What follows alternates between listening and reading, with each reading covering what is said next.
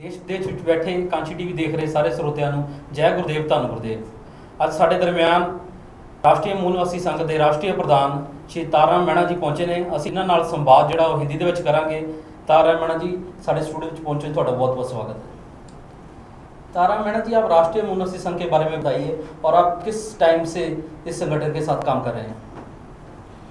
जो राष्ट्रीय मूल निवासी संघ है जिसकी मुझे राष्ट्रीय प्रधान की जिम्मेदारी दी गई है, ये बामसेफ संगठन की एक एजुकेशनल विंग है और इसकी स्थापना 2004 में की गई थी। 2004 के बाद इसको लगातार पूरे देश में प्रसारित करने का काम चल रहा था। पहली बार जब इसे बनाया गया तो दिल्ली के हमारे एडवोकेट राम गोपाल, जिनको इसका नेशनल कोऑर्डिनेटर बनाया गया था, और जब वो 2010-11 में एक्सपायर हो गए उसके बाद में 2 साल के लिए पंजाब से ही अजय मूल निवासी उनको नेशनल कोऑर्डिनेटर बना करके आरएमएस को पूरे देश में स्थापित करने का काम शुरू किया गया था। लेकिन 2012 में आते आते इसे विधिवत एक संगठन का रूप दे करके इसकी एक बॉडी बना करके मुझे नेशनल प्रेसिडेंट की जिम्मेदारी दी गई और इसका काम पूरे देश में हम लोगों ने शुरू किया।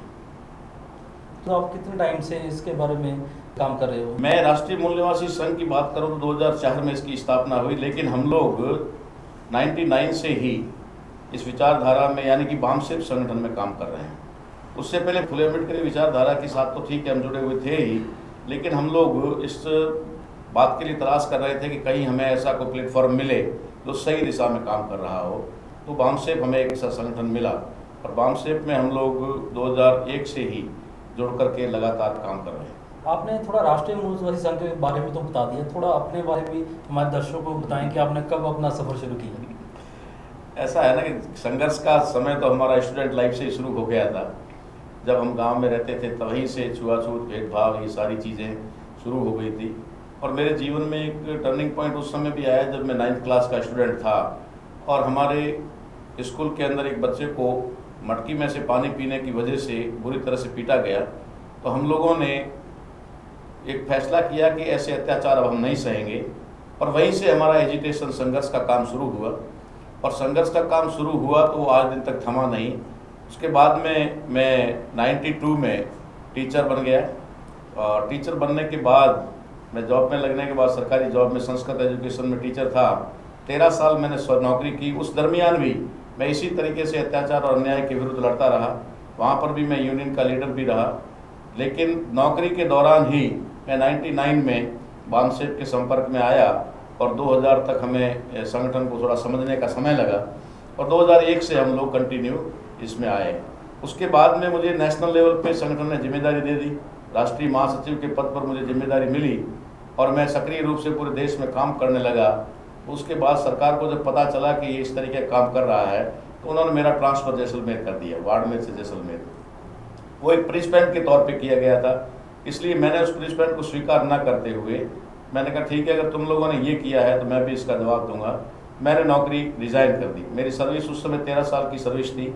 13 साल की नौकरी मैंने रिज़ाइन करके बामसेफ में फुल टाइम काम करना शुरू कर दिया और आगे चल करके जो है आज हम लोग इस स्तर पे आए। पूरे भारत में और भी कई संगठन हैं जो अलग अलग स्तर पर काम करते हैं। राष्ट्रीय मूल निवासी संघ में क्या खास बात है और बाकी संगठनों से कैसे अलग है? नहीं, सभी लोग अपने अपने स्तर पर फुले अम्बेडकरी विचारधारा का काम कर रहे हैं और जहाँ तक है कि सब लोग कहीं न कहीं किसी न किसी, लेकिन उसमें एक सबसे बड़ी बात ये आती है कि बहुत सारे संगठन ऐसे हैं जो कहीं न कहीं से प्रायोजित है, यानी किसी के इशारे पर काम करने के लिए मजबूर हैं या कोई न कोई कारण है।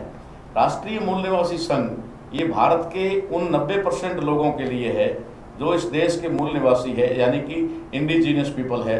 उन लोगों के लिए ये संगठन है और उन लोगों की समस्याओं के समाधान के लिए ये कटिबद्ध है, उनके समाधान को लेकर के कर रहा है।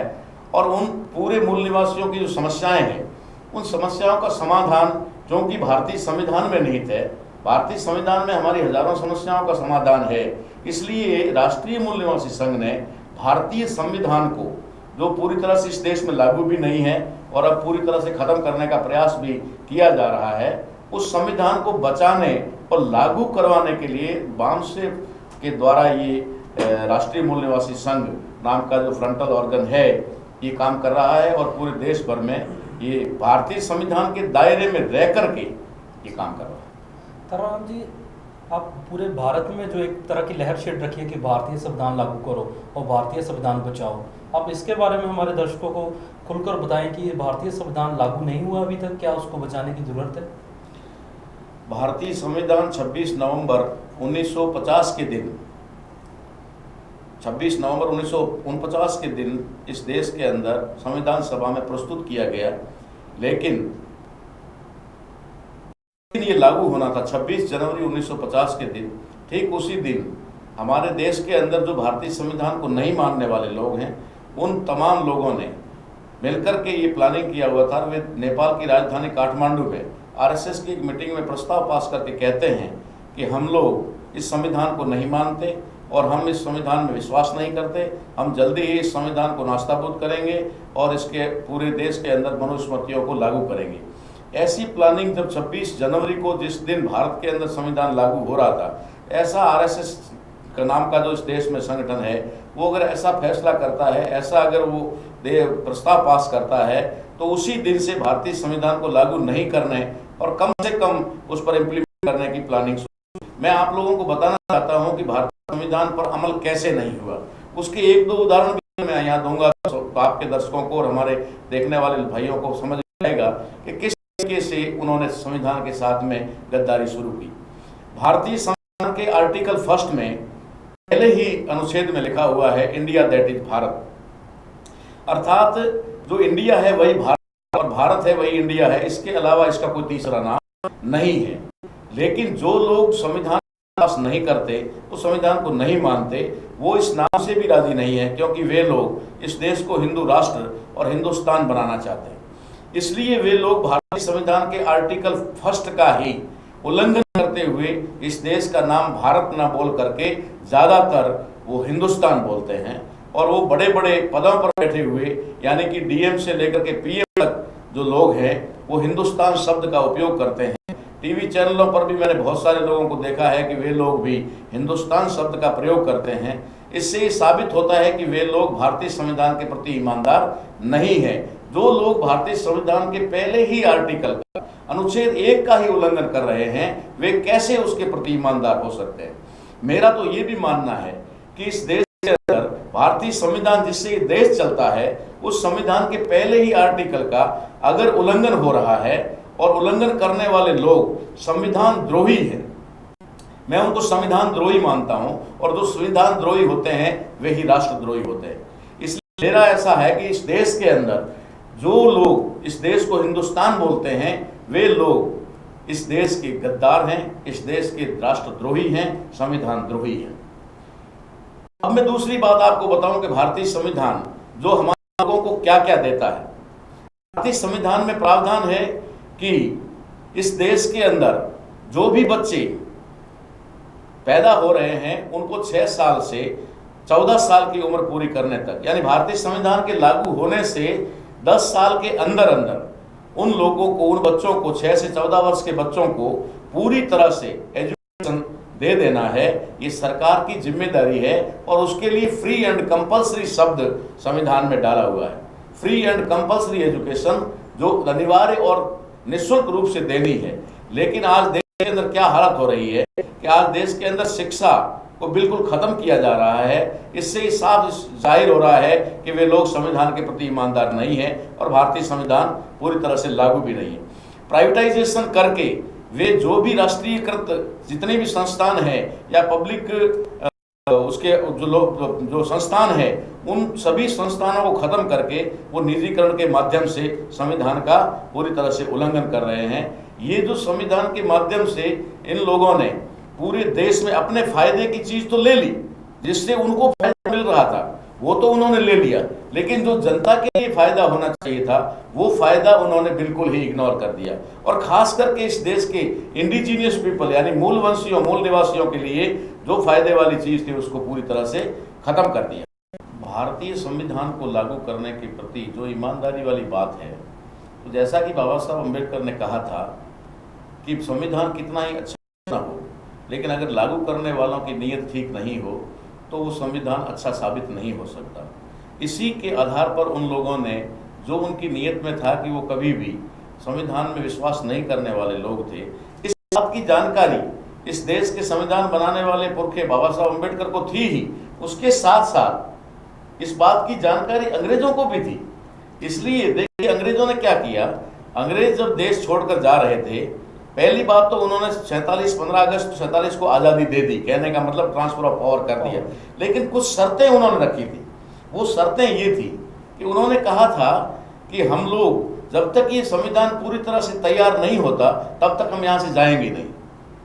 जब संविधान बनकर तैयार हो गया और उस दौरान बहुत सारी बातें आई जो अंग्रेजों के नॉलेज में रही, तो अंग्रेजों ने ये देखा कि मुझे, उनको डाउट था कि संविधान बन तो गया लेकिन इसे ये लागू नहीं करेंगे।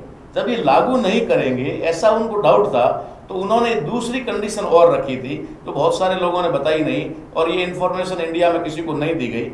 ये तो ठीक है, हम लोगों ने इंग्लैंड से हमारे लोगों के माध्यम से कलेक्ट की, तब हमें पता चला कि अंग्रेजों ने एक कंडीशन रखी थी कि 20 साल तक, 20 साल के अंदर अंदर आपको इस संविधान को पूरी तरह से लागू करना होगा। जब तक आप पूरी तरह से लागू नहीं करोगे तब तक हम भारत को पूरी तरह से आज़ाद नहीं करेंगे। उन्होंने कहा कि पूरी तरह आज़ाद नहीं करेंगे। उसका एक बहुत बड़ा सबूत हमारे पास में ये है कि 1970 तक इस देश के प्रेसिडेंट हाउस पर, यानी कि राष्ट्रपति भवन पर, भारतीय ध्वज नहीं फहराया गया। यानी कि अंग्रेजों ने संपूर्ण आज़ादी नहीं दी थी। अंग्रेजों की कंडीशन थी कि 20 साल तक आप लोग इसको पूरी तरह अमल में लाओ, उसके बाद हमें पता चलेगा कि आप ठीक से इंप्लीमेंट कर रहे हो, तब हम यहाँ से आपको संपूर्ण। 1971 में भारत के प्रेसिडेंट हाउस पर पहली बार नेशनल फ्लैग फहराया गया। लेकिन जैसे ही अंग्रेजों ने कहा ठीक है भाई, अब 20 साल पूरे हो गए, हमारी कंडीशन पूरी हो गई, अब आप आराम से अपना देश चलाओ, उसके बाद में इस संविधान पर इम्प्लीमेंट जो उनको मजबूरीवश करना पड़ा था, उसको भी उन्होंने यू टर्न लिया और वहाँ से संविधान को बिल्कुल ही इम्प्लीमेंट करना बंद किया, ये 71 के बाद। मैडम जी, आप नेशनल फ्लैग तिरंगे के बारे में जो कहा जाता है और आरएसएस की तरफ से भी एक तिरंगा यात्रा निकाली जाती है, उस पर आप क्या कहना चाहोगे? ऐसा है ना, पहली बात तो ये है कि जो हमारा नेशनल फ्लैग है उसको तिरंगा कह करके ही उसका अपमान किया जा रहा है, और मैं आपसे भी निवेदन करूंगा कि भविष्य में आप भी इसके तिरंगा कह करके ना मतलब संबोधित करें। इसे नेशनल फ्लैग, राष्ट्रीय ध्वज कहा जा सकता है। रंगों से इसका कोई संबंध भी नहीं है, अगर रंगों से संबंध है भी तो ये तिरंगा नहीं है, ये तो मैं दावे के साथ कहता हूँ। क्योंकि तिरंगा इसलिए नहीं है कि तिरंगा तो तब होता जब उसके अंदर 3 रंग होते, इसके अंदर 3 रंग नहीं है। स्वाभाविक रूप से राष्ट्रीय ध्वज के अंदर 4 रंग तो हमें स्पष्ट दिखाई देते हैं। ऊपर केसरिया है, बीच में सफेद है और नीचे हरा है और बीच में ब्लू कलर, नीले कलर का अशोक चक्र है। अगर सीधी इन खुली आंखों से भी देखें तब भी हमें 4 रंग तो दिखाई देते हैं। और 5वां कौन सा? ठीक है, 4 रंग दिखाई देते हैं, लेकिन फिर भी इसको तिरंगा कह करके इसको अपमानित किया जा रहा है। इसे भी मैं राष्ट्रद्रोही मानता हूं, ऐसा कहना भी एक राष्ट्रद्रोह में आता है। असल में नेशनल फ्लैग के बारे में अगर हम बात कहें तो एक बहुत बड़ी इंफॉर्मेशन मैं आपको देना चाहता हूं कि नेशनल फ्लैग के ये हवाई में नहीं बन गया, या ऐसे ही को कपड़ा उठा के नहीं रख दिया गया कि भाई नेशनल फ्लैग पे भी लंबी डिबेट चली। और उस समय नेशनल फ्लैग जो भारत का था उसके अंदर अशोक चक्र की जगह पर उसके बीच में चरखा था। 26 जुलाई 1948 के दिन बाबा साहब अम्बेडकर ने हमारे नेशनल फ्लैग को अंतिम रूप दिया और उसको इस तरीके से अंतिम रूप दिया कि जिस तरीके से भारत का संविधान धर्मनिरपेक्ष है, यानी कि सभी धर्मों को समान इज्जत देता है। अगर ऐसा है तो इसका मतलब है कि उस देश के नेशनल फ्लैग में भी सभी धर्मों को समान अवसर या उसकी मान्यता दी जाए, सम्मान दिया जाए। तो आज हमारा जो नेशनल फ्लैग है भारत का राष्ट्रीय ध्वज, ये सभी धर्मों की समानता का प्रतीक है और इसमें सभी धर्मों का समावेश है। जैसे मैं आपको बताऊं कि ऊपर जो केसरिया रंग है, जो केसरिया रंग भगवा रंग है, इसे हम लोग तथाकथित आज की तारीख में हिंदू धर्म का प्रतीक मानते हैं। रियल में वो ब्राह्मण धर्म का प्रतीक है। ठीक है, अच्छा, सच्चाई में वो ब्राह्मण धर्म का प्रतीक है, लेकिन आज वो हिंदू धर्म के नाम पर उसको डाल रहे हैं। बीच में जो सफेद पट्टी है उसके बीच में धम्म चक्र है जो बुद्ध धम्म को संबोधित करता है, और दोनों तरफ जो सफेद है वो एक तरफ का सफेद जैन धर्म को संबोधित करता है, दूसरी तरफ का सफेद क्रिश्चियन को संबोधित करता है।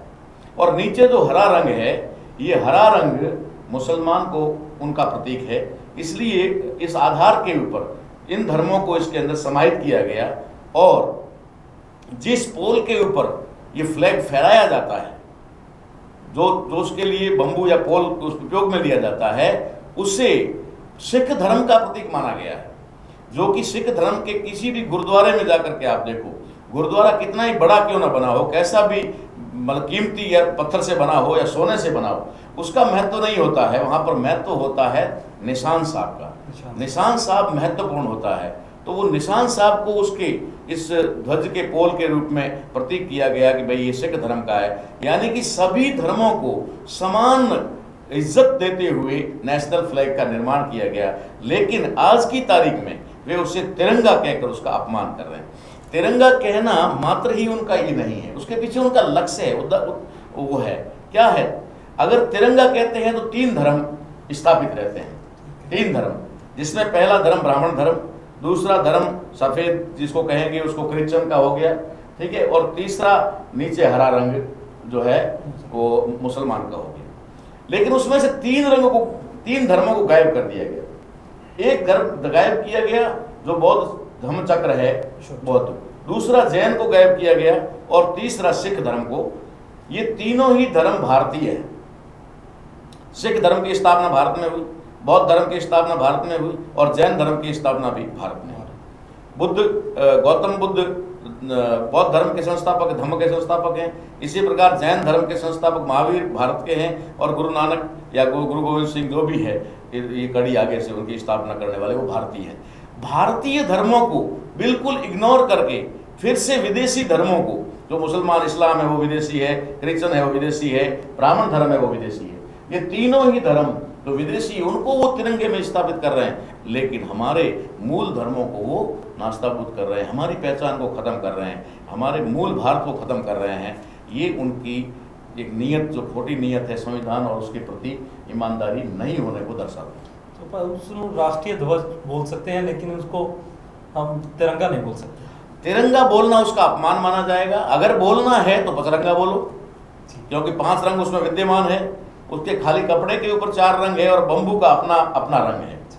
मैंने तो देखा है, मेरा कोई रिसर्च ऐसे फालतू नहीं है, मैंने निशान साहब को देखा है। अभी तो निशान साहब के वहाँ पर भी बहुत कुछ हो गया, जैसे लोगों ने किताबें में लिख दी कि सिखिज्म को ब्राह्मणवाद निकल गया, ये सारा कुछ है, और वहाँ पर भी ब्राह्मणवाद पहुँच गया है। लेकिन सच्चाई ये है, मैंने जो देखा कि जितने भी गुरुद्वारे हैं सिख के, वहाँ पर जो निशान साहब है उसके ऊपर पहले येलो कलर का, पीले कलर का कपड़ा लगता था। आज तो भगवे कलर का भी हो गया, और कई खालसा कौन कौन संस्था है वहाँ पर ब्लू कलर का भी लगाते हैं। लेकिन रियल में वहाँ पर येलो कलर का होता था सबसे पहले। तो ये चारों कलर के बाद में येलो कलर अपने आप में एक डिफरेंस है। यानी कि येलो कलर हो गया, ग्रीन हो गया, व्हाइट 2 हो गया, देखिए ब्लू कलर का वो हो गया, और ऊपर जाकर के ये जो है केसरी, आप मानो कुछ भी।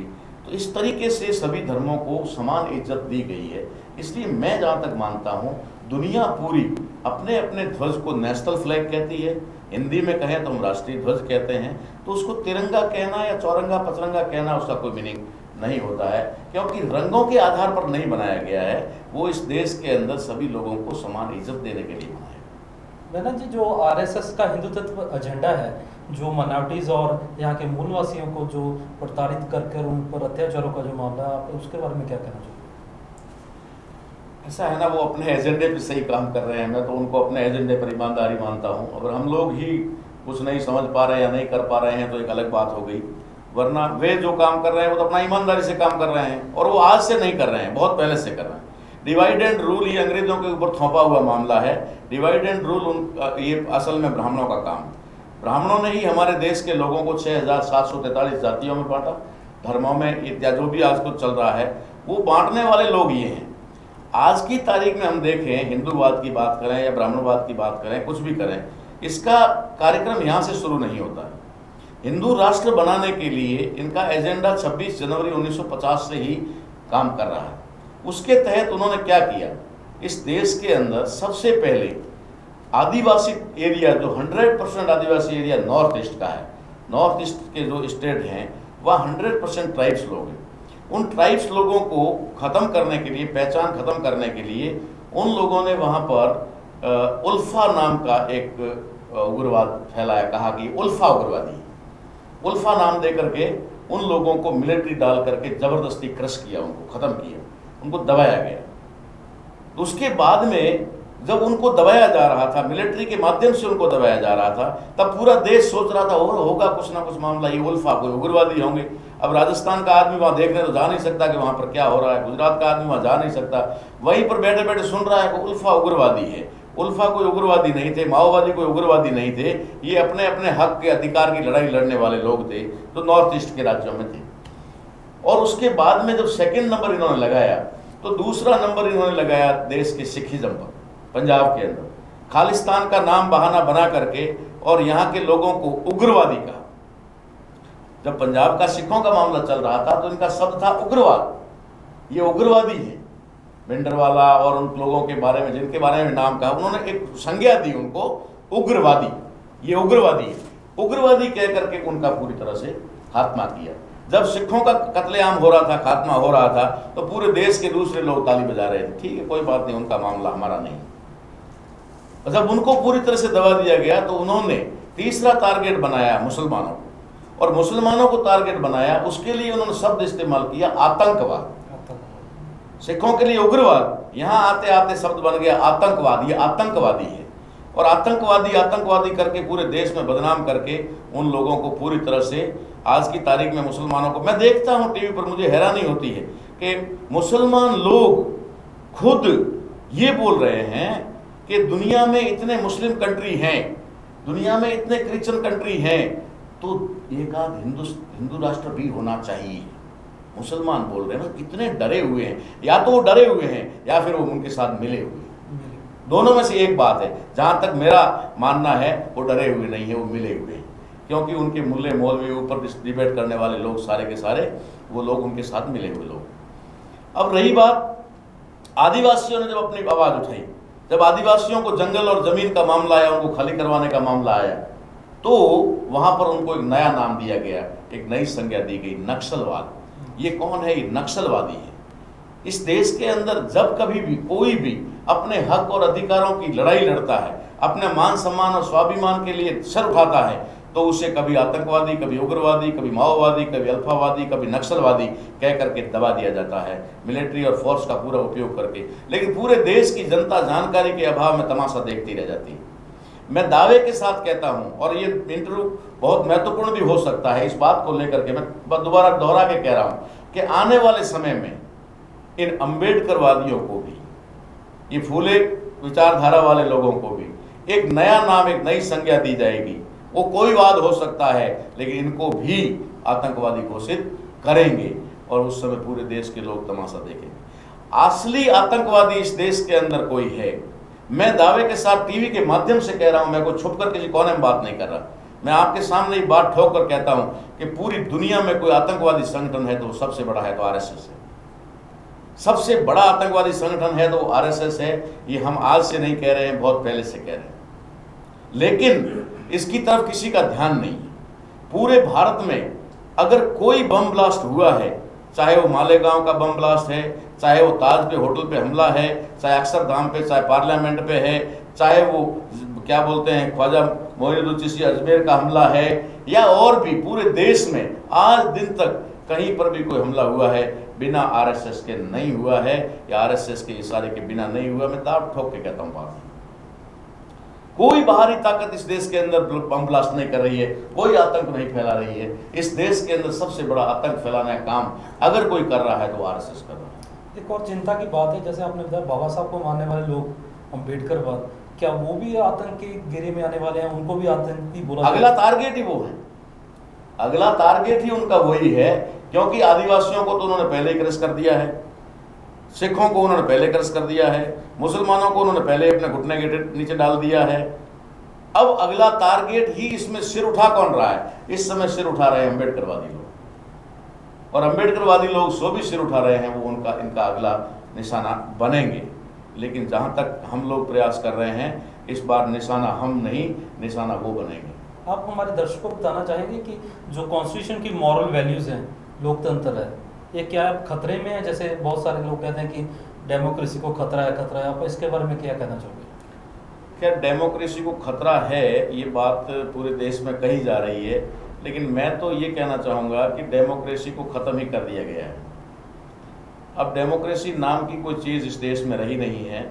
इस देश में डेमोक्रेसी तो बहुत पहले ख़त्म कर दी गई, सिर्फ वोटोक्रेसी तक मामला रखा गया था।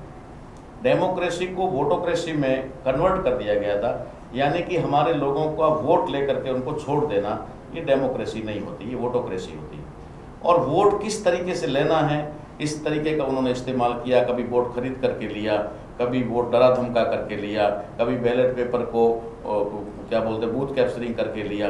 अभी उन्होंने एक बहुत बड़ा इस वोटोक्रेसी को भी अपने अंडर में लेने और वोटोक्रेसी को पूरी तरह अपने नियंत्रण में करने के लिए एक जो नया कार्यक्रम चलाया है, वो नया कार्यक्रम उनका बड़े पैमाने पर सफल हो रहा है और वो धीरे धीरे एक स्टेट को भी अपने नियंत्रण में ले रहे हैं। और वो है ईवीएम मशीन। वो आज उनका ब्रह्मास्त्र बना हुआ है, बड़ा हथियार, बड़ा साधन बना हुआ है। ईवीएम मशीनों के माध्यम से वे लोकतंत्र को ख़त्म करके अपने प्रजातंत्र को ख़त्म करके उसके ऊपर राजतंत्र को स्थापित करने में लगे हुए हैं।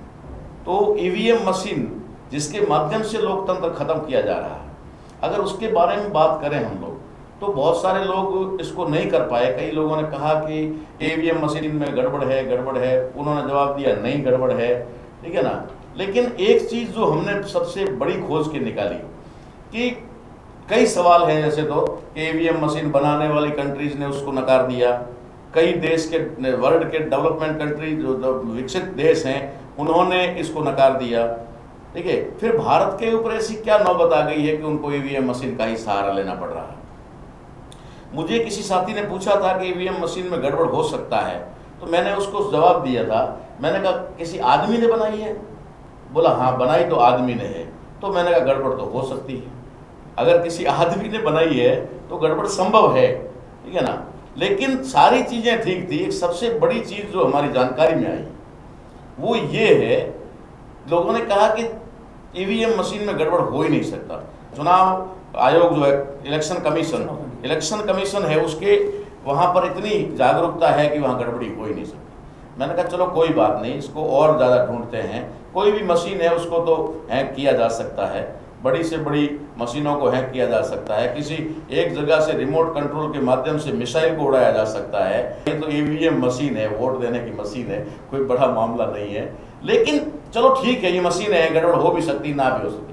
शक का दायरा बढ़ तब जाता है या शक की सुई तब निशाने पे जाती है जब उसका पता लगाते हैं हम लोग कि आखिर भारत के इलेक्शन कमीशन को जो ये ईवीएम मशीन है ये प्रोवाइड कौन करवाता है, ये मशीन आती कहां से है या किस कंपनी के माध्यम से इलेक्शन कमीशन को ये प्रोवाइड कराई जाती है।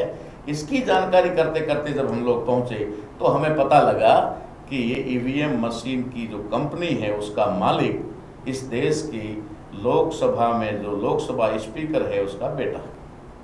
जो मौजूदा लोकसभा स्पीकर जो है सुमित्रा महाजन, उसके बेटे की कंपनी इलेक्शन कमीशन को मशीन प्रोवाइड करवा रही है।